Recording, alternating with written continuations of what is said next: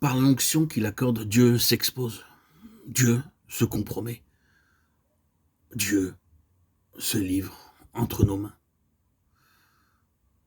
Chers frères et sœurs, amis, bien-aimés, ce n'est pas peu de chose quand Dieu donne à un homme une telle preuve de confiance. Que ne peut-il pas faire quand il en vient là? Eh bien, c'est cela l'onction. L'onction confère une dignité toute spéciale à celui qui la reçoit. Cette dignité s'explique par le fait que dans une vie comme celle-là, c'est Dieu qui est en évidence.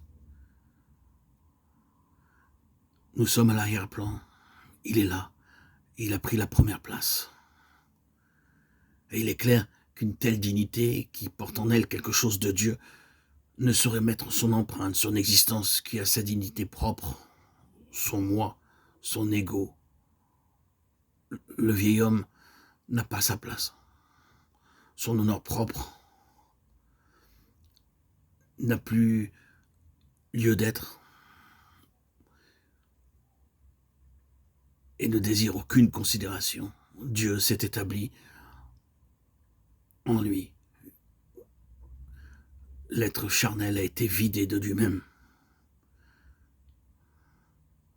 Et il y en a qui vont très loin, beaucoup plus loin que d'autres sur ce chemin. Et c'est toujours dans la vie de ceux-là que Dieu est le plus honoré. Ces hommes, ces femmes ont renoncé à eux-mêmes.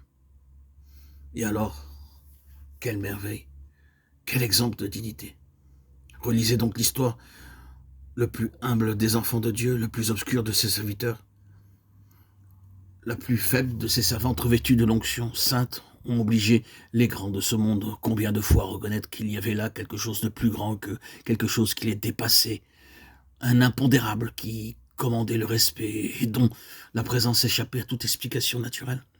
Oui, il y a une dignité qui est un des privilèges attachés à l'onction. Le rôle de l'enfant de Dieu n'est pas de manger la poussière de la servilité. Nous ne sommes pas faits pour aller ramper devant les influences de ce monde.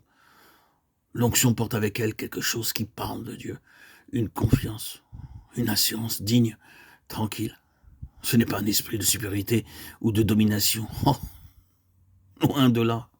Au contraire, rien qui s'impose. C'est la dignité tout court. C'est là, par excellence, ce qui marqua l'attitude du Seigneur Jésus lorsqu'il était parmi les hommes. Les chefs du peuple, les autorités ne savaient que faire pour en venir à bout. Comment avoir raison de lui? On se perdait, on conjecture en face de cette dignité sereine. En sa présence, chacun sentait quelque chose qui les dépassait tous. C'est tout simplement de l'altitude morale et spirituelle. Dieu abandonnant sa cause à un homme, voilà ce que c'est que l'onction. Peut-être réalisez-vous maintenant l'immensité de notre sujet et à quel point il était nécessaire pour commencer d'examiner ce côté-là pour bien saisir et intégrer ce qu'est l'onction.